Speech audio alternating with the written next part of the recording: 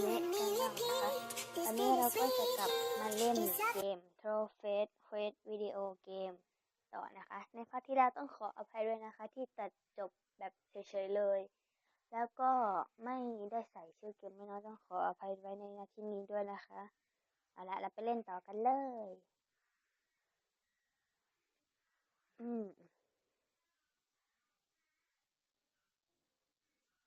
ยำยำยำยำยำแบบนี้ก็ได้ด้วยโอ้ my god แล้วก็ผ่านเฉยด้วยเนอะนี่ได้ยังไงเนี่ยเกมปลูกผักนั่งแน่ยังไงด่านนี้อุ๊ยกดตรงไหนได้บ้างกดไม่ได้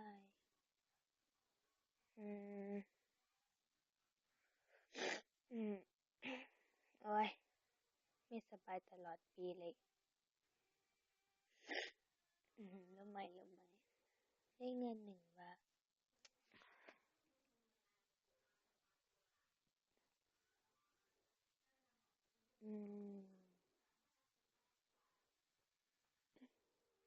แล้วกันเนี่ย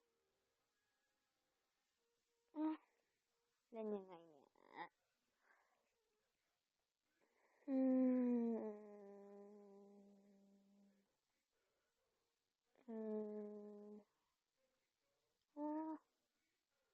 เล่นยังไงเนี่ยตามมุกไม่ทันไม่มีอะไรให้สังเกตด้วย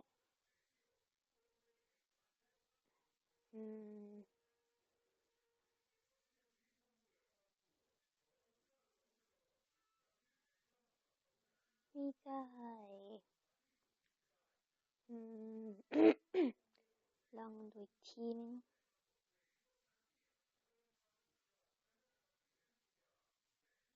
เนี่ย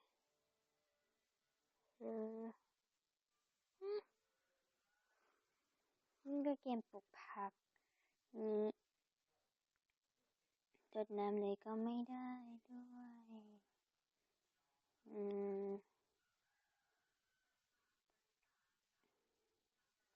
ยอมแพ้เลยอ่ะ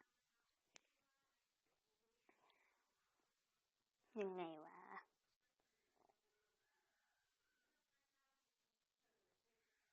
เปิดปิดเสียง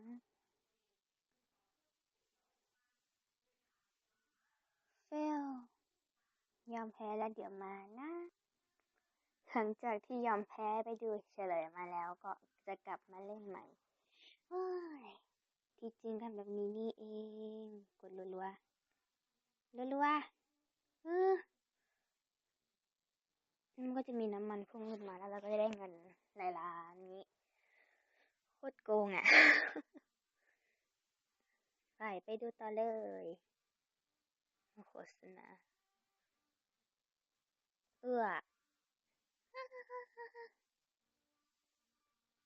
ขี้อี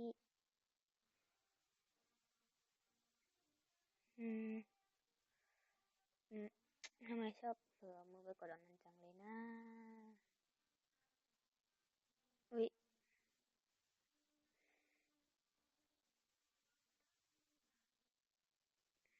เราต้องกัดรัวเหมือนกับด่านที่แล้วก็ได้ไม่ใช่กดที่ไหนเลื่อนก็ไม่ได้ไม่ได้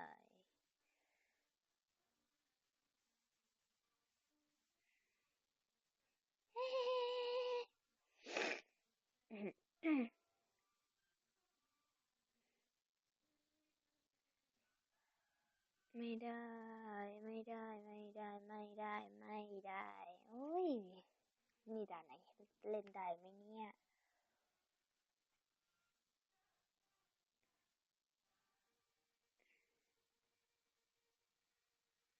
ยอม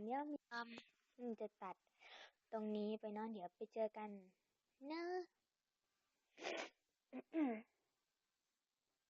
โอเคค่ะเมื่อกี้กดผิด ต้องขออภัยด้วยนะคะงั้นมา ดูดีกว่าเราได้เฉลยมาแล้ว1 อันอ๋อ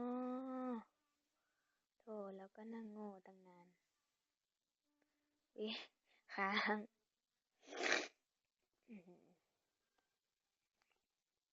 เพื่อ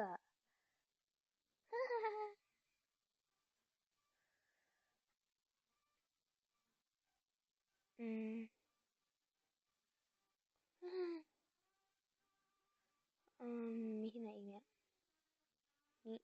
เฮ้ยเฟลไม่มีนอกจอด้วย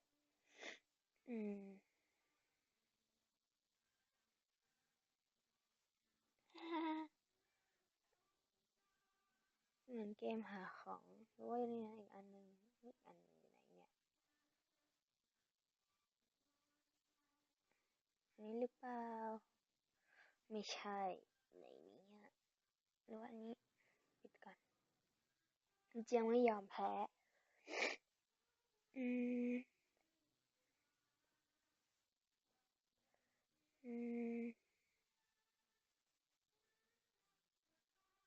ให้ดินละก่อนเด้อไม่ใช่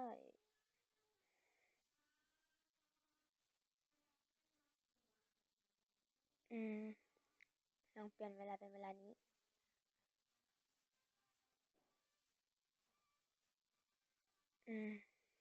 ไม่ได้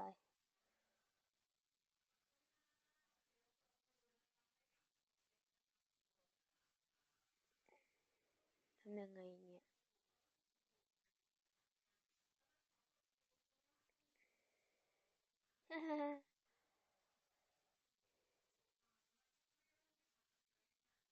ก็ไม่ใช่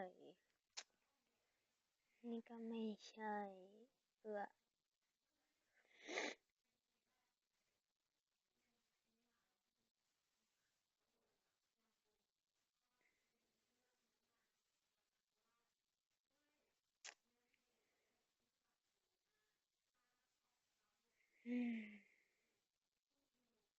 ซ็ง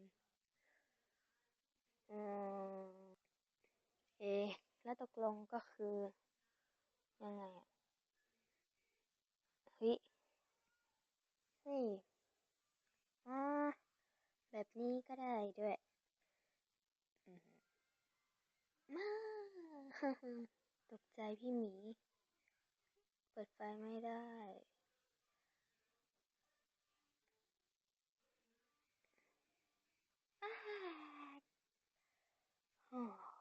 พี่หมีทำอะไรอย่างผมเบยโอ้โหไว้เองซะงั้นน่ะ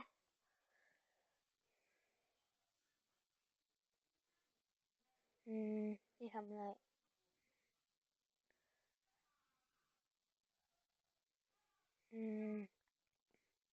ไปเลยแหละถ้าเงียบไปก็ต้องขออภัยด้วยนะคะ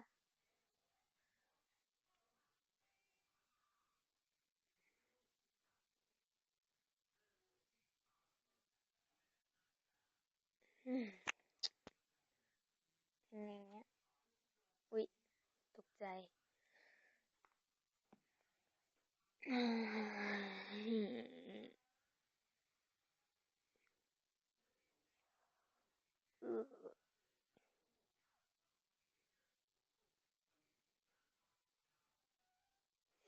นี่เดี๋ยว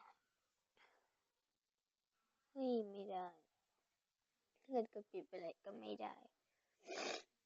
มันงง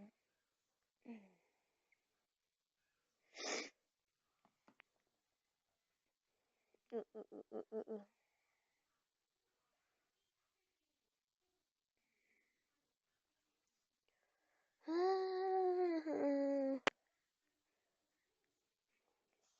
ื่อเซ็งอ่ะเบื่ออุ๊ยลืมนะขอโทษด้วยนะคะขอโทษด้วย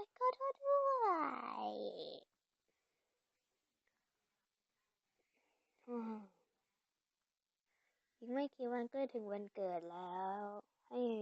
ช่อง BB Candy เลี้ยงอะไรดี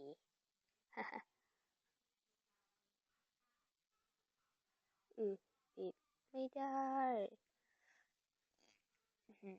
อยากดับเลื่อนไม่ได้ด้วยซ้ายขวาหน้าหลัง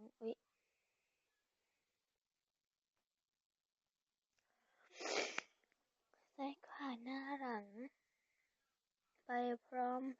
กันแล้วมาเล่นโอเคตะกี้ไปเก็บล่าเฉลยมาแล้วมาดูเฉลยกันดีกว่าเนาะทำไมเราเป็นคนที่เล่นเกมได้นูบขนาดนี้เปิดเฉลยก็ไม่ได้ด้วย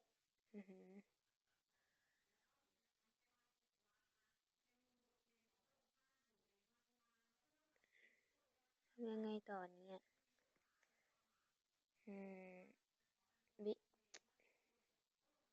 กี่ด่านอีกหลายด่านหลากหลายด่านแป๊บนึงไปคลิกที่นี่เรื่อยๆ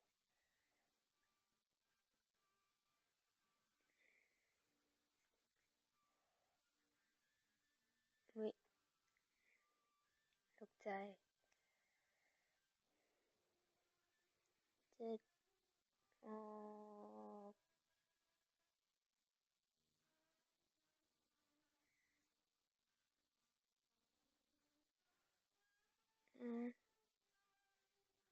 เฉลยไม่ได้ใช่เนี่ยอะไรเลย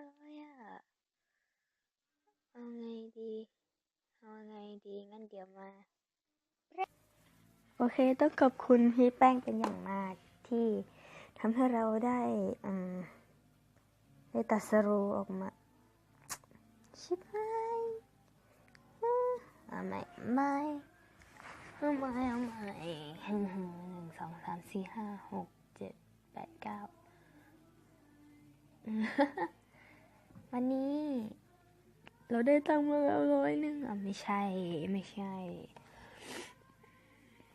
อุ้ยถุยโหยแบบนี้ไม่ได้แล้วแบบไหน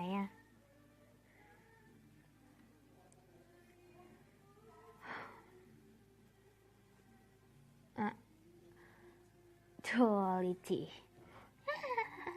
แม่แบบนี้ก็ได้เซ็นมาเจอเกมเฮี้ยอีกแล้วนั้นเราไปด่านอื่นกันเถอะ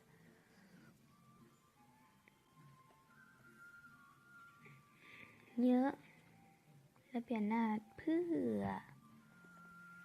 อะไรนั่งลงเฮ้ย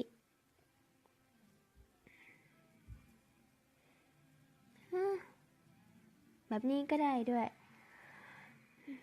โอ้ไม่รู้จะพากว่าไงดีโอ้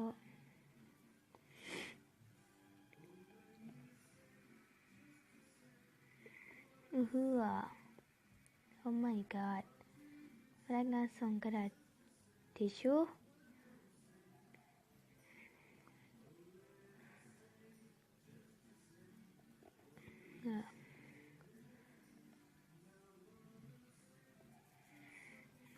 ไม่ได้โธ่กดที่นี่ดิมามี่ห้องน้ำนะลูกไม่ใช่พีระมิดโอ้ว้าแล้วมีมาดอกทองตกใจมาเลยได้หลอกลวงทุกคนหรือไงนี่ลงไปทำอะไรลูกแม่อุ๊ยตกใจแพ้หัวร้อนไปเลยไปสู่ความเชื้อเพลิงหมดเหรอ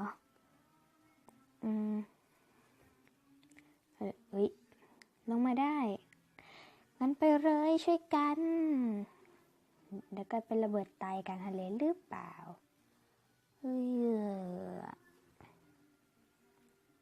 ควันตีละ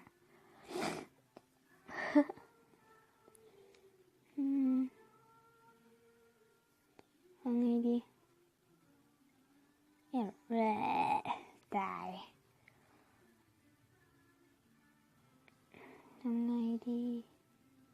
เราต้องทำยังไง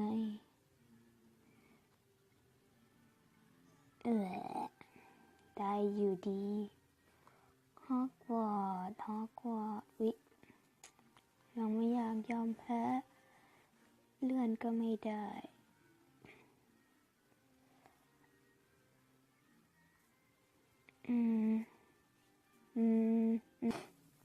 เอาละ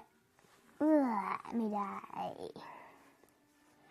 ทำยังไงดีนักโทษของไม่ใช่นักโทษดินักโทษกันนะครับนักโทษของเราไม่ยอมไม่ใช่ไม่ยอมภาคไงดีวะฉีดยาแล้วตายยังไม่ได้ทำการสั่งประหารเลยเอาไงดีใส่มัวแมน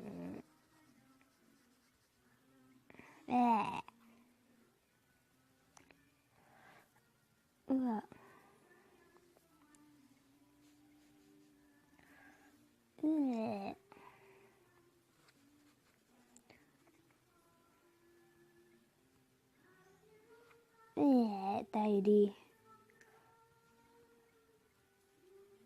ต้องใส่รัวๆเลยลูกไปสิอย่าไปไหนก็ไปโอ้ยเชื่อบ้า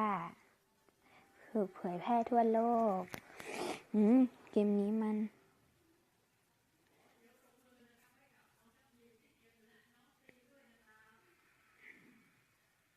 อีเด็กทอง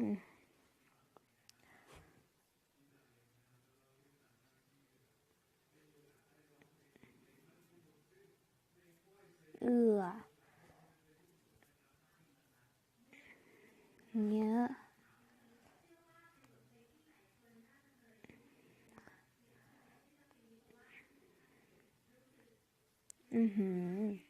กลิ่นนี่ช่างหอมเหลือเกิน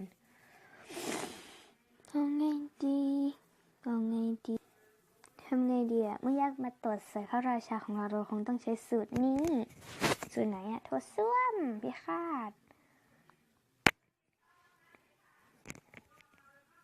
ไม่ได้ช่วยอะไรอีกแล้ว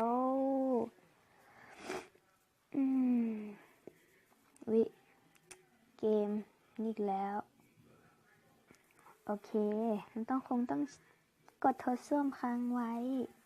และเอามาปิดโอ้ยฉันทนกินตดไม่ไหวฉันทนกินขี้ไม่ไหวไม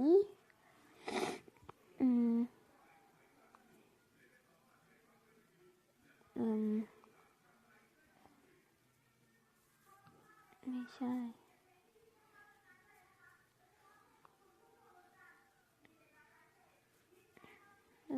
กดยังไงเนี่ย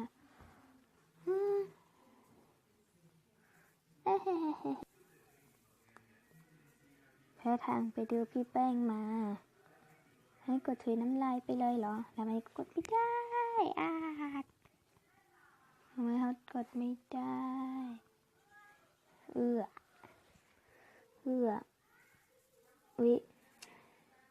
โอเคกดค้างไว้หรือเปล่าวะถุยสิลูกไม่ถุยอะไรวันนี้เพียเบย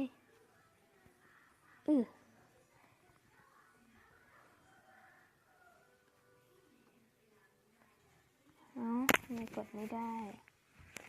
แปลกดีเหมือนกันสงสัยเราต้องพึ่งเฉลยแล้วแหละโอเคมาต่อกันเลย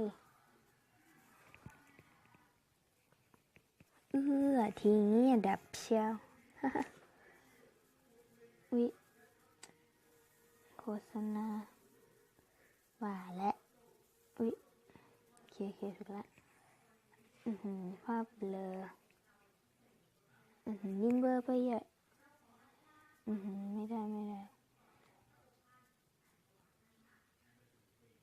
มันถึงจะชัดขึ้นเนี่ย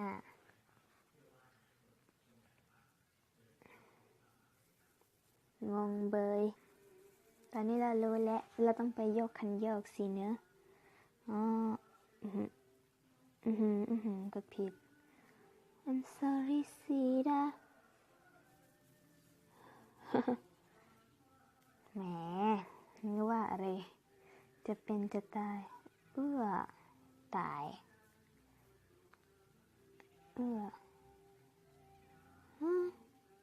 ทำไมกินทั้งตอนนั้นเล็กกว่านี้นะไม่ได้ลืมไม่ใช่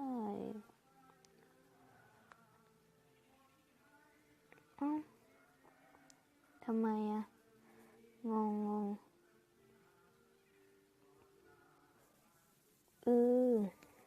ไปดูของพี่แพงมาอีกครั้งนึงต้องมีพี่แป้งพึ่งตลอดเลยเกมแบบนี้ไม่ถนัดจริงๆทำไมถึงจะนั่นวะกดรัวๆ กดรัวๆด้วยความหมั่นไส้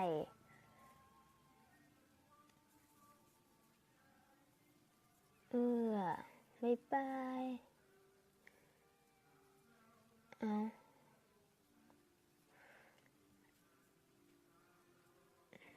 ก็ไปเลย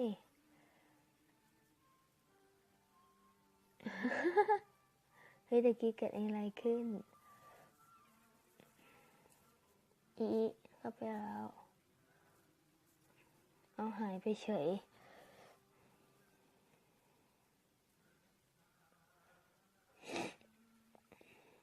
เนี่ยไม่มีอะไรเกิดขึ้นกดทันเป้าไม่ได้อะมาริโอหัวร้อน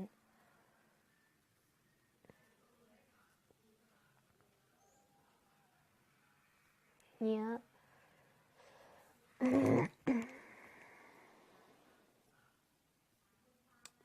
ไม่ได้ทิ้งเห็นเมื่อกี้มันก็ได้แล้วนะไปดูของพี่แปงมาลืมกดขึ้นมาซะเด็กดอกมาริโอดอกโฆษณา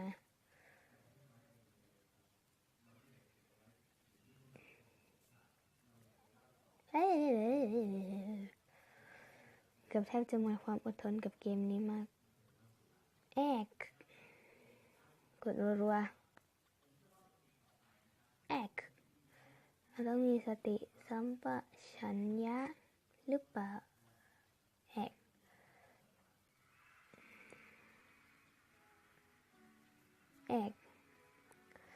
ชอบไปตอนเกมไก่หัวร้อนชอบไปตอนที่มีเมื่อกี้ผ่านมาได้ไงเดอะแฟลชชัดๆเยอะโอเคตัดสรู้ละปักไม่ใช่ครับลองโอเคเอาใหม่เมื่อกี้ไปดูของพี่แป้งมา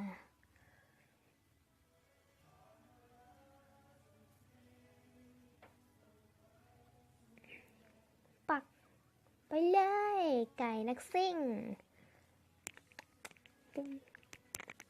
เพลงนี้จังหวะโคตรมันอะ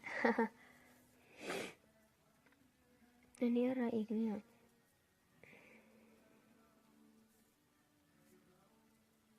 โหลดเกม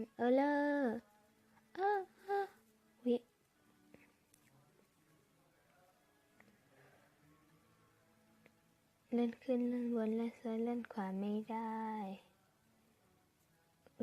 กดผิด